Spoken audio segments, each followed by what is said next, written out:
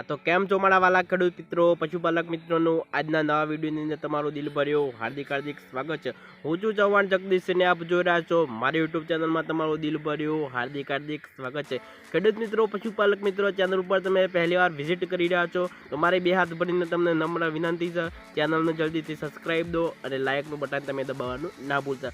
તો મિત્રો આજના વિડીયોની અંદર આપણે વાત કરવાના છે જે ઘણા જે પશુપાલક મિત્રો છે તેમને ગાયનું મિત્રો તેમને બીજદાન કરાવ્યું છે અને મિત્રો તે ડૉક્ટર પાસે મિત્રો ચકાસણી કરવા જઈ રહ્યા છે અને એના પહેલાં જો મિત્રો તમારા જે ગાય અથવા મિત્રો તમે ભેંસને મિત્રો તમે 20 થી 25 દિવસે મિત્રો તમે જાતે જ મિત્રો તમારું જે પશુ ગાભણ છે કે નહીં એ મિત્રો હવે તમે જાતે તમારા પશુને તમે ચેક કરી શકશો। એ પણ મિત્રો એકદમ દેશી સિમ્પલ ટ્રાયથી તમારા પશુ મિત્રો ગાભણ છે કે નથી એ મિત્રો તમે 20 થી 25 દિવસથી અંદર તમારા પશુને જાતે જ મિત્રો તમે ચેક કરી શકો છો। તો મિત્રો આજના વિડીયોની અંદર એટલું જ મારી નમ્ર વિનંતી છે કે તમે ચેનલને જલ્દીથી સબસ્ક્રાઈબ કરો અને વિડીયોને તમે લાઇક કરવાનું ના ભૂલતો।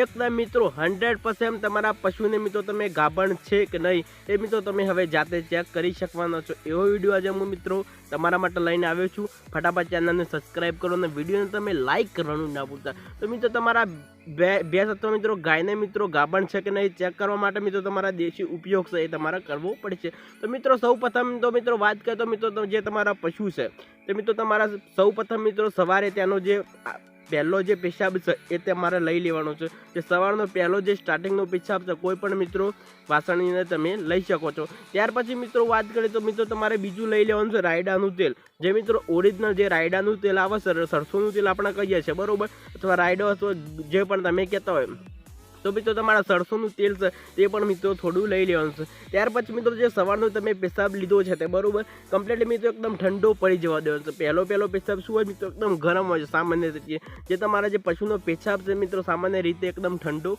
પડી જવા દેવાનો છે। ત્યાર પછી મિત્રો જે તમે સરસોનું તેલ લીધું છે તેના અંદર મિત્રો જે સરસોના 3 થી 4 ટીપા મિત્રો ઉપડા ઉપડી તમારા પાડવાના છે। એ મિત્રો એક જગ્યાએ નથી પણ એક જ જગ્યા ઉપર ટીપું 3-4 જેવા ટીપા તમારે પાડવાના છે। તો મિત્રો હવે આપણને તમને વાત કરીએ તો મિત્રો ખબર છે એ આપણને કઈ રીતે પડશે કે આપણો મિત્રો પશુ ગાભણ છે કે નથી। તો મિત્રો વાત કરીએ જો તમે 3 ટીપા અથવા 4 ટીપા તમે જે પેશાબ લીધો તેના ઉપર નાખશો એકદમ મિત્રો ફેલાઈ જશે તેલના જે ટીપા પાડ્યા છે તો સમજવાનું કે આપણું જે પશુ છે તે મિત્રો ગાભણ નથી।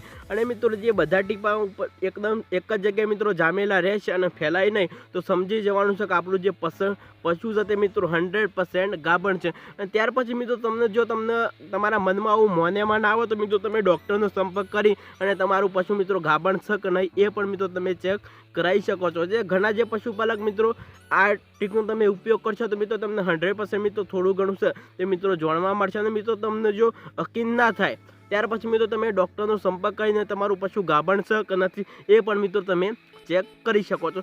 એના પહેલાં મિત્રો તમે આ ટ્રીકનો ઉપયોગ કરશો તો મિત્રો તમને થોડું ઘણું છે તે મિત્રો 100% તમને જાણવા મળવાનું છે। તો ચાલો આજના વિડીયોની અંદર આટલું જ ફરી મળીશું નવા વિડીયોમાં નવા એક સરસ ટોપિક સાથે। અને મિત્રો વાત કરી દો તો તમે તમારી મિત્રો વાસણ કેવું લેવાનું છે એકદમ ગોળ વાસણ લેવાનું છે, એકદમ મિત્રો પરાત જેવું નથી લેવાનું, એકદમ મિત્રો ગોળ સામાન્ય રીતે હોય તેવું તમારે એ વાસણ છે તે લઈ લેજો। અને ત્યાર પછી મિત્રો તમે પશુનો જે પેશાબ લીધો એ મિત્રો વાસણની અંદર કાઢી દો, તેના ઉપરા ઉપરી 3-4 ટીપા નાખવાના છે। તમે આગળ તે વિડીયોની અંદર જોઈ તે જ રીતે તમારે કરવાનું છે। તો ચાલો આજના વિડીયોની અંદર આટલું જ ફરી મળીશું નવા વિડીયોમાં નવા એક સરસ ટોપિક સાથે। ચેનલને સબસ્ક્રાઈબ અને વિડીયોને લાઇક કરવાનું ના